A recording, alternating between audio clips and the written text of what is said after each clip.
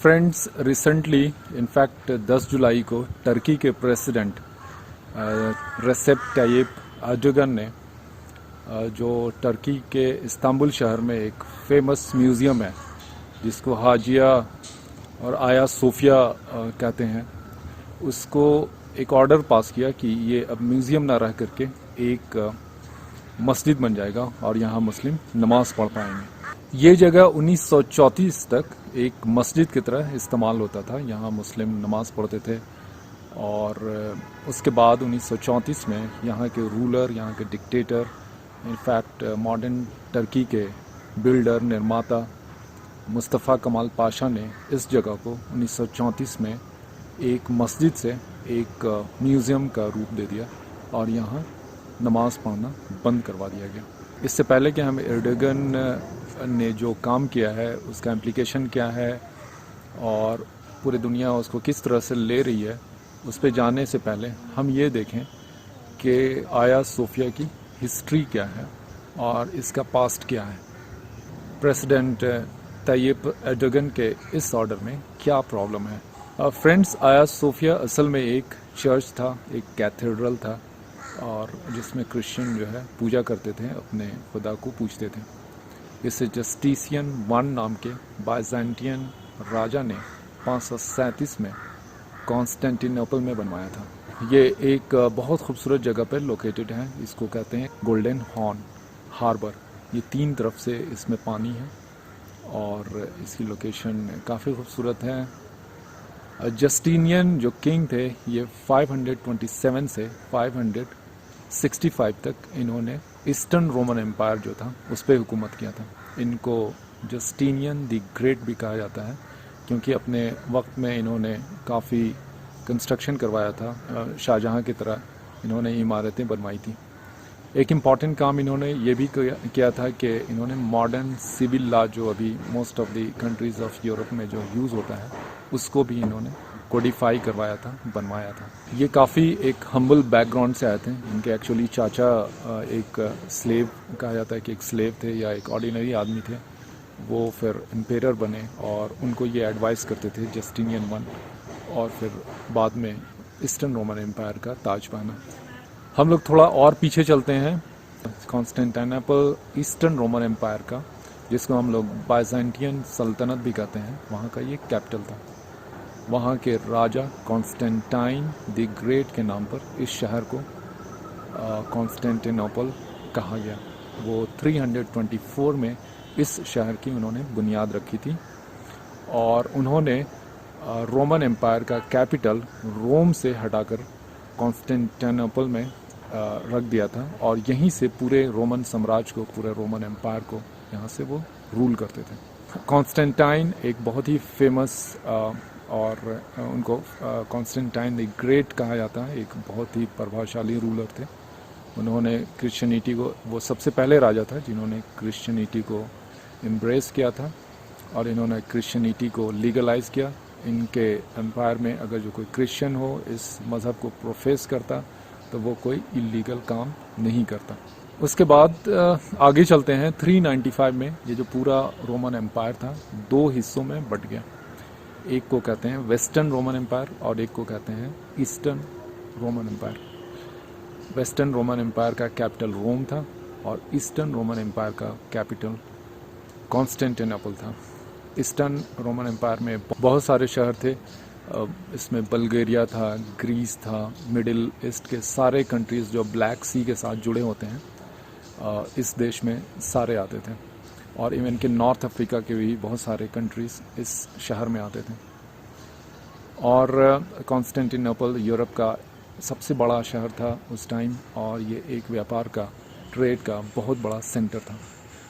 Friends, जब western Roman empire गिर गया, ढह गया 476 में और इसका नाम निशान मिट गया, तब भी ईस्टर्न रोमन एम्पायर चलता रहा, फ्लरिश करता रहा और एक बड़े ज़मीन के एक बड़े हिस्से पर वहाँ के राजा का शासन, हुकूमत चलता रहा। इस एम्पायर पे भी काफ़ी हमला हुआ, काफ़ी चोट पहुँचा। इनफैक्ट 1075 में सेल्जुक तुर्क ने ईस्टर्न रोमन एम्पायर के बहुत सारे खित्ते पर अटैक किया, कब्ज़ा किया और जो ईस्टर्न रोमन एम्पायर था वो सिर्फ थ्रेस का एरिया, जो यूरोप का एरिया है, ये रह गया। जो इनफैक्ट कि जो आज का टर्की है, इसके दो पार्ट हैं, एक एशियन पार्ट है और एक यूरोपियन पार्ट है। एशियन पार्ट को हम लोग एनाटोलिया कहते हैं और वेस्ट और यूरोपियन पार्ट को हम लोग थ्रेस कहते हैं। तो यहाँ से हट करके टर्की के जो लोअर साउदर्न पार्ट से हट करके सिर्फ नॉर्दर्न पार्ट में ईस्टर्न रोमन एम्पायर सिमट करके रह गया। उसके बाद जो एक इम्पॉर्टेंट जो ईयर है वो है 1450। इस वक्त ईस्टर्न रोमन एम्पायर के नाम पर सिर्फ कॉन्स्टेंटिनोपल शहर ही रह गया, उसी का एरिया रह गया और इसके मैक्सिमम पार्ट ऑटोमन एम्पायर था, उसने कब्ज़ा कर लिया। ऑटोमन एम्पायर के एम्पेरर सुल्तान मोहम्मद II ने 1453 में इस शहर पर भी कब्ज़ा कर लिया और इस तरह से ईस्टर्न रोमन एम्पायर का पूरी तरह से अंत हो गया, इसका ख़ात्मा हो गया। सुल्तान मोहम्मद ऑटोमन एम्पायर के दो बार सुल्तान रहे, दो बार किंग रहे। एक बार 1444 से 1446 तक और एक बार 1451 से 1481 तक।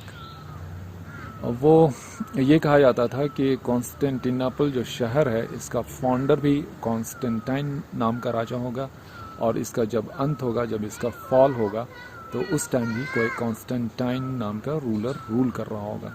तो जिस टाइम 1453 में सुल्तान मोहम्मद ने इस पर कब्ज़ा किया, उस टाइम कॉन्स्टेंटिनोपल के राजा थे कॉन्स्टेंटाइन 11 पलाइलोगोस और इनको फिर सुल्तान मोहम्मद II ने मारा और उनके पूरे शहर में पे कब्ज़ा किया। इस कंटेक्स्ट में मैं आपको ये बताऊं कि मुस्लिम लोगों का शुरू से ये शौक़ था कि कॉन्स्टेंटिनोपल शहर पे कब्ज़ा किया जाए। जो ईस्टर्न रोमन एम्पायर है, इसकी प्रॉस्पेरिटी है और इसकी जो हाई सिविलाइजेशन जो स्टेटस है, वहाँ हम लोग पहुँचें, वहाँ इन्वेट करें, वहाँ इंट्रूड करें। जो मुस्लिम लोगों ने सबसे पहले 674 में इन्होंने यहाँ अटैक किया था और इस शहर को लेने की कोशिश की थी। इनफैक्ट बहुत सारे मुस्लिम्स ये मानते हैं कि प्रॉफिट मोहम्मद ने खुद ने ये प्रोफेसी की थी कि एक वक्त में कॉन्स्टेंटिनोपल शहर मुस्लिम लोगों के हाथ में आएगा। शुरू ही से मुसलमानों की फ़ौज जो है इस शहर को अटैक करने, इसको कब्ज़ा करने की कोशिश कर रही थी। इनफैक्ट कि जो प्रॉफिट के जो कंपेनियन थे, उनका नाम अय्यूब अंसारी था। एक बहुत ही फेमस हैं ये अय्यूब अंसारी। उनका डेथ इसी शहर के बाहर हुआ था और जब उन्होंने इस शहर का सीज किया था 674 में, बहुत इस्लामिक हिस्ट्री के अर्ली ईयर्स में। और इस तरह से करीब 800 साल तक मुस्लिम लोग हैं से इस शहर पे अटैक सीज करते रहे कि इसको अपने कब्ज़े में लें।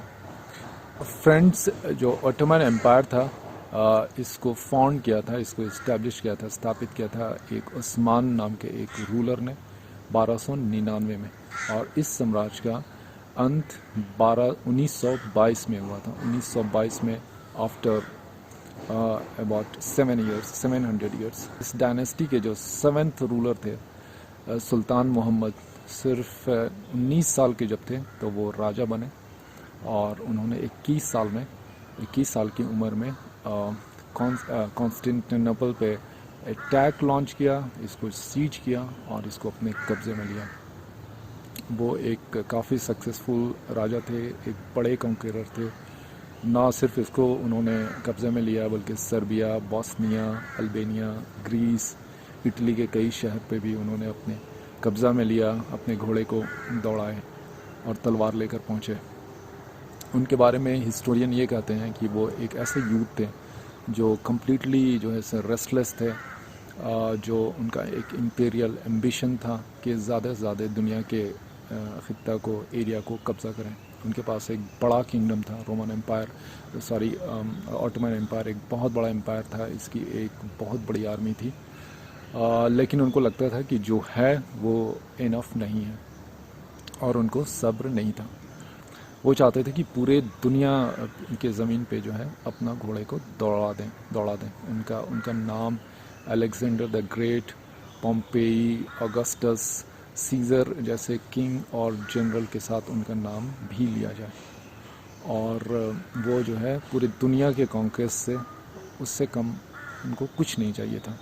वो जब छोटे थे उसी वक्त से वो किस तरह से कॉन्स्टेंटिनोपल को कब्ज़ा करना है उसका वो गेम खेलते थे। ऑटोमन एम्पायर का एम्पेरर सुल्तान मोहम्मद टू इतने एम्बिशियस थे और इतने पावरफुल थे, तो दूसरी तरफ जो कॉन्स्टेंटाइन 11 जो किंग थे कॉन्स्टेंटिनोपल के और ईस्टर्न रोमन एम्पायर के बचे हुए हिस्से के, उनका ये एम्बिशन था कि ज़्यादा से ज़्यादा मैं अपने शहर को बचाए रखूं, इसको मुस्लिम लोगों के हाथ में जाने से रोके रखूं, किसी तरह से सरवाइव करूं। और दूसरी तरफ ये 21 साल का 19 साल का नौजवान बिल्कुल तेज़ और एनर्जेटिक और एक कैलकुलेटिंग दिमाग का, एक संग दिल, और इनको पूरा और इनको चाहिए था कि किसी तरह से कॉन्स्टेंटिनोपल पे कब्ज़ा करें। जब कॉन्स्टेंटिनोपल पे 1453 में सुल्तान मोहम्मद टू ने कब्ज़ा किया तो क्रिश्चियन वर्ल्ड ने इसको इस तरह से लिया कि जिस तरह से जीसस क्राइस्ट को क्रूसीफाई किया। क्राइस्ट को क्रूसीफाई करना जिस तरह जितना दुखदाई, जितना परेशान करने वाला, जितनी अफसोस की बात थी, जितना बड़ा डिज़ास्टर था, कॉन्स्टेंटिनोपल का फॉल भी उतना ही बड़ा एक शॉक और एक डिज़ास्टरस न्यूज़ था और एक इवेंट था हिस्ट्री का। इसको कंपेयर किया जाता है जेरूसलम के फॉल से भी उसकी बर्बादी से भी। जितनी बड़ी इंसान के हिस्ट्री की तबाही वो थी, उतनी ही बड़ी तबाही ये भी थी। जब सुल्तान मोहम्मद टू ने इस शहर पे कब्ज़ा किया, धाबा बोला 1453 में, और इसको अपने कब्ज़े में लिया, ये शायद मई महीना था, तो उसके सिर्फ 3 दिन के बाद इस आया सोफिया जो चर्च था, क्रिश्चियन चर्च था, कैथेड्रल था, एक बहुत ही ग्रैंड खूबसूरत जगह था, वहाँ उन्होंने जुमा की नमाज अदा की।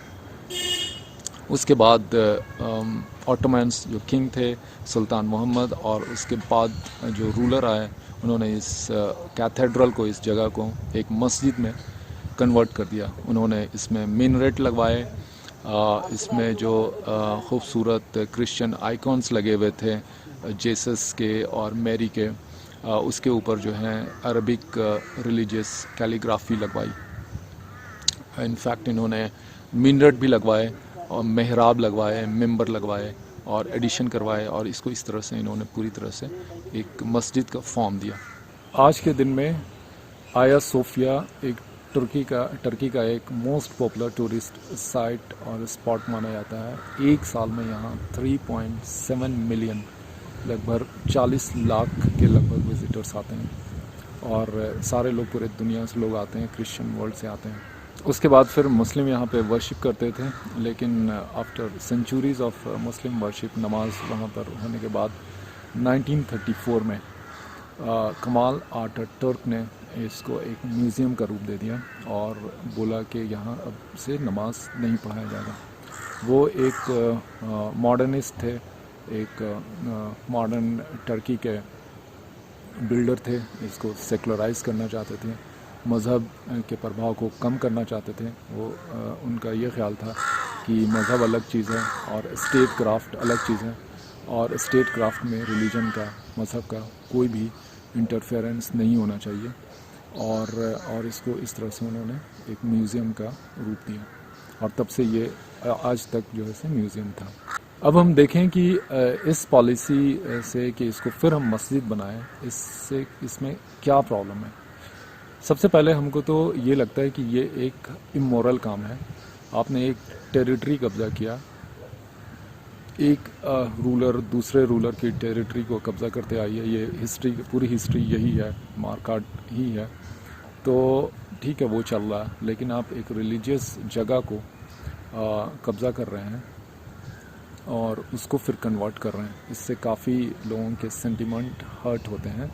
एक टेरिटरी को कब्ज़ा करना और हाथ में लेना और उसको फिर वो आपके हाथ से निकल जाना उतना ज़्यादा शॉकिंग और हर्टिंग नहीं है जितना कि किसी के रिलीजियस प्लेस को हम ले लें, वहाँ पर अगर जो गिरजाघर है, अगर चर्च है तो उसको हम मस्जिद बना दें, और या अगर जो मस्जिद है तो उसको गिरजाघर में कन्वर्ट कर दें। ये सारे फिर पूरे उस रिलीजन के फॉलोवर को हर्ट करता है।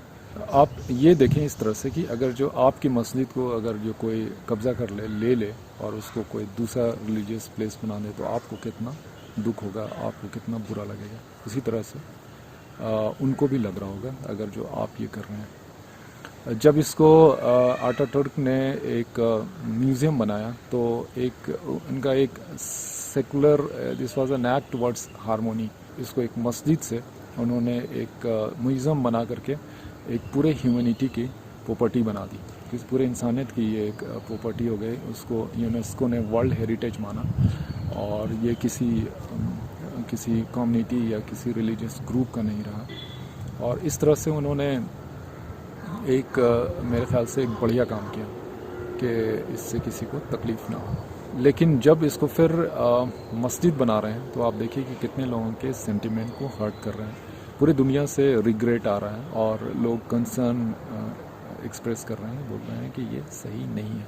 और हिस्ट्री का 1453 में जो हुआ, उसके बाद जो है आप आज जो कर रहे हैं तो उस ज़ख्म को आप कुरेद रहे हैं, उसको जो है उसमें जो हील हो गया था बहुत हद तक, और डिफरेंसेस को लोग भूल करके एक दूसरे के साथ आए थे, उसको फिर आप कुरेद रहे हैं। जो फॉल्ट लाइन है उसको फिर उसी पे आप हमला कर रहे हैं।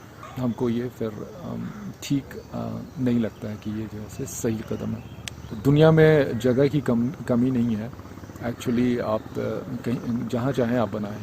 टर्की में ज़मीन का, लैंड की कमी नहीं है। आप मस्जिद अगर जो बनाना चाहते हैं, रिलीजियस हैं, तो आप बनाएं अपना, और जो है सो उससे खूबसूरत बनाएं। आप क्यों उनकी जगह को ले रहे हैं। अगर जो हम इस्लामिक हिस्ट्री में जाएं, पास्ट में, तो हमें 637-38 का ईयर याद आता है। इस टाइम इस्लाम के जो सेकंड कैलिफ थे हज़रत उमर, वो जो है जेरूसलम में गए, अपने पूरे लश्कर के साथ गए, और कोई खून खराबा नहीं हुआ।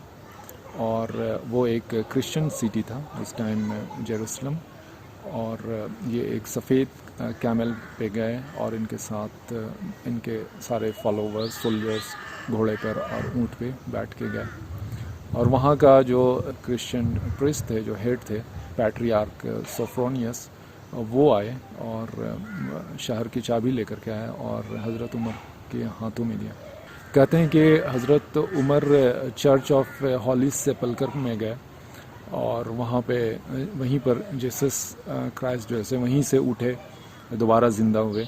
वहीं पर उनको दफन किया गया था पहले, और वहीं से वो दोबारा ज़िंदा हुए। तो उस जगह पे वो देख रहे थे, पैट्रियार्क उनको दिखा रहे थे हज़रत उमर को कि देखिए ये ऐसा है और ये जगह है। तो उसी टाइम जो है आफ्टरनून प्रेयर का टाइम हो गया, तो हज़रत उमर ने बोला कि मैं नमाज़ पढ़ना चाहता हूँ अभी, और नमाज का टाइम हो गया, दोपहर की नमाज का टाइम हो गया। पैट्रियार्क सोफोनियस ने कहा कि यू आर मोस्ट वेलकम, आप जहाँ पे खड़े हैं, जहाँ पे हैं हॉली सेपल्कर में, आप यहीं नमाज़ पढ़ लीजिए, और you are most welcome to do. तो हज़रत उमर ने कहा कि नहीं, वो ऐसा यहाँ पर खड़े होकर नमाज नहीं पढ़ सकते हैं, कि अगर जो उन्होंने ऐसा यहाँ किया तो शायद जो मुस्लिम जो आगे आने वाली नस्ल है वो ये कहेगा ये गिरजा नहीं बल्कि ये एक मस्जिद है, और उस पर अपना हक, अपना क्लेम ले करेंगे। तो इस वजह का उन्होंने वहाँ पे नमाज नहीं पढ़ी। तो एक तरफ जो है, और वो फिर बाहर आए वहाँ, और बाहर आकर के वहाँ से उन्होंने नमाज पढ़ी। तो एक तरफ तो ये है हज़रत उमर का जो काम, ये इंसिडेंट, और जिसको आज तक कोट किया जाता है बड़ी प्राउडली। एक एग्जांपल दिया जाता है टॉलरेंस का, हारमोनी का, और लार्ज हार्टेडनेस का। और दूसरी तरफ ये देखिए कि एक म्यूज़ियम है, एक चर्च है, उसको आप मस्जिद में कन्वर्ट कर रहे हैं, और चारों तरफ से लोग आपको बोल रहे हैं कि ऐसा नहीं करो, और फिर भी जो है से आप मान नहीं रहे हैं, और जो है से नफ़रत का, दुश्मनी का बीज बो रहे हैं।